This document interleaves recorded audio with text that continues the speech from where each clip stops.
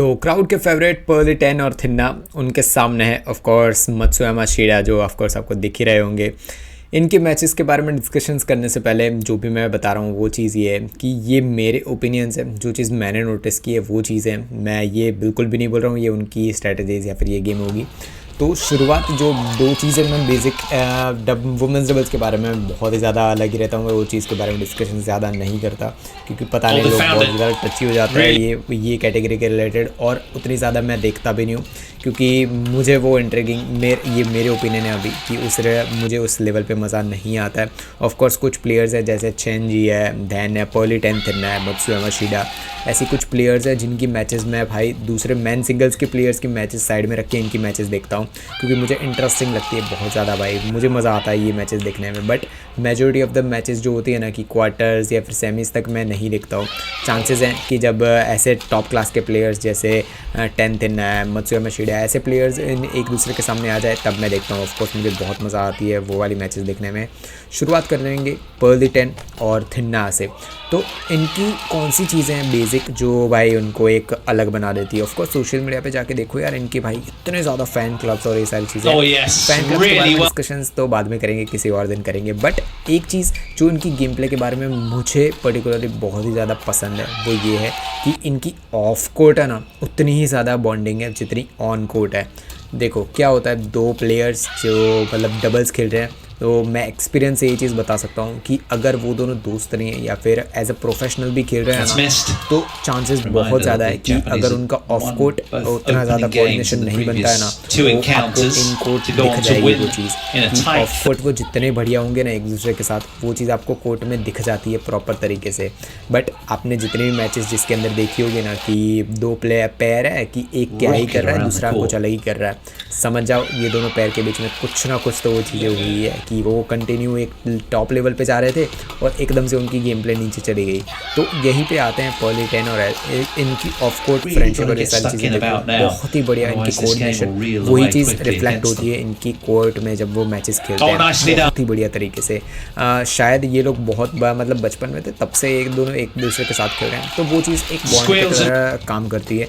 आप as a player जब court में खेल रहे हो तो आपका पार्टनर क्या करेगा ना वो आपको पता रहता है कि पहले से ही आप उनको जानते हो तो आपको पता है कि वो क्या करेगा, उसको पता है कि आप स्मैश मारोगे या नहीं मारोगे, आप ड्रॉप मारोगे, उसके लिए रेडी हो जाता है।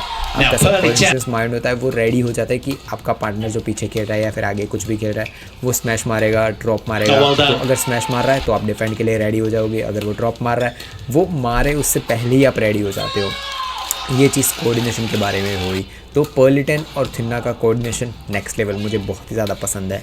नेक्स्ट चीज़ जो भाई ऑफ कोर्स ये मेरे ओपिनियंस है, पता नहीं क्या कंट्रोवर्सी या फिर कुछ भी हो सकती चीज़, मुझे एक चीज़ पसंद नहीं आती कि पर्ली 10 बहुत ही ज़्यादा पावरफुल है। देखो यार उनके स्मैशेस, उन्होंने अभी वो वर्ल्ड रिकॉर्ड भी बनाया था ऑफ कोर्स गिनीज रिकॉर्ड वाला, पावरफुल है। पर्ली थिन्ना वो भी पावरफुल है, देखो कहीं से भी वो कम नहीं है, उनकी भी उतनी ही पावरफुल स्मैशेस होती है।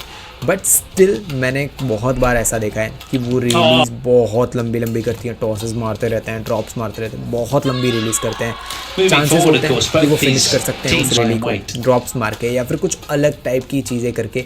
मेनली गोल होता है पॉइंट लेना, स्मैश मार के ड्रॉप मार के कुछ भी करके। बट जब आप खड़े होकर सिर्फ टॉसेस खेलना शुरू कर दो या फिर कुछ कर दो, वो चीज़ मुझे कभी कभार, हर बार की नहीं है, वो एक दो मैचेस मैंने देख रखी जिसके अंदर ऐसा हुआ था कि टॉसेस ही खेले जा रहे हैं दोनों प्लेयर्स।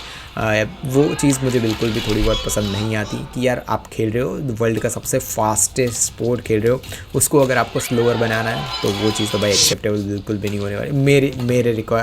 ये मेरी रिक्वायरमेंट्स है, मुझे ये चीज़ पसंद नहीं आती। ऑफ कोर्स आपको आती होगी वो अलग बात है, बट क्या वो चीज़ अफेक्ट करती है उनके गेम प्ले को? बिल्कुल भी नहीं। पर्ली 10 और थिन्ना का गेम प्ले कहीं से भी अफेक्ट बिल्कुल भी नहीं होता है इस वजह से। दूसरी चीज़ जो मैं बोलता हूँ ना हर बार कि एक पावरफुल पर्सन होता है, एक फ्रंट कोर्ट का बोलते हैं ना कि कंट्रोल करने वाला पर्सन होता है। बट इन दोनों प्लेयर्स को जब आप फोकस करोगे ना तो दोनों ऐसे प्लेयर्स हैं जो आगे भी इजी तरीके से कन्वर्ट कर लेते हैं, पीछे भी। जैसे पर्ली 10 पावरफुल है बट उनको जब फ्रंट कोर्ट में खेला जाए तो वो नेट पे अच्छे तरीके से खेलती है। यही एक चीज़ होती है कि अगर दोनों प्लेयर 100% हो जाए आगे और पीछे दोनों खेलने में तो आप एक टॉप क्लास के प्लेयर्स बन जाते हो। तो पर्लिटन और थिन्ना इन दोनों के बारे में डिस्कशंस और भी ज़्यादा आगे के वीडियोस में करेंगे, स्ट्रैटेजीज और सारी चीज़ों के बारे में डिस्कशन करेंगे। बट इस पर्टिकुलर वीडियो में अभी हम बात करेंगे मत्सुयामा शिडा के बारे में। देखो जापानीज प्लेयर्स नोन होते हैं उनकी फ्लेक्सिबिलिटी और स्पीड के लिए ना, अगर ना पता ना हो तो काने यामागुची कौन नहीं जानता है टॉप क्लास प्लेयर को। उनकी जाके speed, game play, never giving up, attitude वाले जाके चीज़ें देख लो तो वही चीज़ उनके सारे जितने भी टॉप क्लास के एथलीट्स हैं ना उनकी कंट्रीज हैं वो सारे प्लेयर्स के अंदर ये चीज़ आपको दिखेगी। ऐसा कोई भी प्लेयर ऐसा नहीं दिखेगा कि उसकी स्पीड कम है, उसकी फ्लेक्सिबिलिटी कम है, आपको पर रेयर होगा कोई, पता नहीं। बट वही चीज़ यहाँ पे डबल्स में मत्सुयामा शिडा भी रिफ्लेक्ट करती है।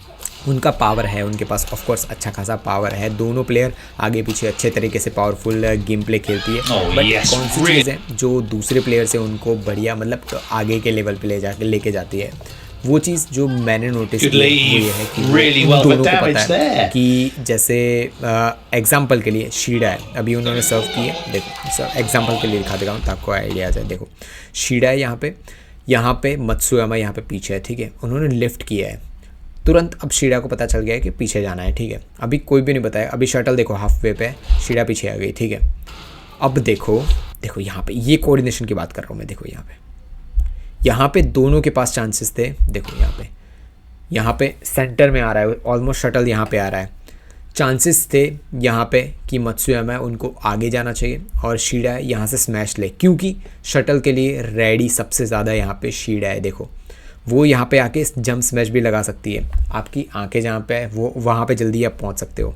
फिर भी यहाँ पे देखो जैसे ही मत्सुयामा ने एक छोटा सा स्टेप लिया, देखो यहाँ पे एक छोटा सा स्टेप लिया ना कि अब वो रेडी है स्मैश मारने के लिए, तुरंत देखो शीडा आगे चली गई।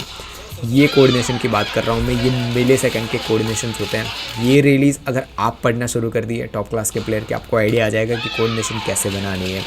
यही चीज़ है जो इन प्लेयर्स को दूसरे प्लेयर्स से ऊपर बना देती है। बट यही चेंजेस कब आ जाता है, जब चैन और जिया है ना जो चाइनीज़ प्लेयर्स हैं वो इनके सामने आ जाती है ना, तो थोड़े बहुत चेंजेस आ जाते हैं। तब वो लोग स्मैशेस भाई चैन जिया के स्मैशेस आप देखो जाके कितने पावरफुल स्मैशेस मारते हैं। प्लस जो फर्स्ट स्मैश में जितना पावर होता है उतना ही फोर्थ या फिफ्थ स्मैश में पावर होता है, तो वही चीज़ आपको टॉप क्लास प्लेयर्स बनाती है।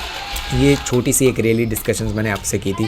देन नेक्स्ट चीज़ अगर आप फोकस करो तो उनका डिफेंस मुझे बहुत बढ़िया लगता है। बहुत इन द सेंस कि स्मैशेस होती है ना एक टाइप की कि आप हमेशा देखोगे कि स्मैश को डिफेंस करना और दूसरा है कि आपको जहाँ पे डिफेंड करवाना है ना वहाँ पे करना।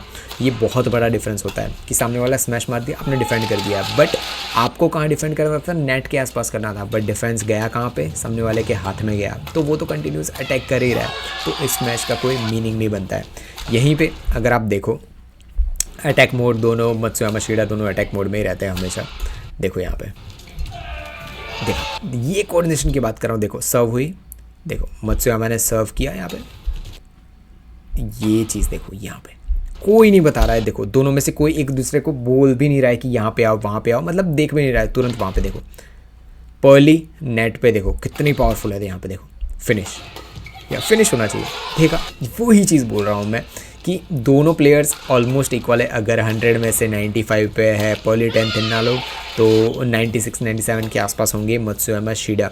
कोई उतना ज़्यादा मैं नहीं बोल सकता कि टॉप लेवल पे ये प्लेयर है वो प्लेयर है। आपको कौन सी स्ट्रेटजीज, आपको कौन सी गेम प्ले इसके अंदर आपको लगी कि यार ये भी डिस्कस करना था, और कौन से प्लेयर्स हैं जिनके बारे में आपको उनकी रियली एनालिसिस चाहिए। एक होती है रियली एनालिसिस, देन वो प्लेयर की एक नेचुरल गेम प्ले क्या होती है, कौन से फ्लॉज है, कौन सी चीज़ें, कैसे रियली इसको रीड करना होता है। इन सब चीज़ों के बारे में अगर आपको जानना है तो कमेंट में आप लिख सकते हो, और इस वीडियो में और कौन सी चीज़ें ऐड कर सकता हूँ मैं, कौन सी चीज़ें आपको पसंद है कि ये प्लेयर्स का लेके आओ, वो भी होगा। और आपके जो बैडमिंटन फ्रेंड्स या फिर कोई है जिनको भाई सीखना है कि कैसे रियली एनालिसिस करनी है, टॉप क्लास प्लेयर से सीखोगे तभी आपकी गेम प्ले भी चेंज होगी। और मिलेंगे नेक्स्ट वीडियो में जिसमें एक और होगा डिस्कशन।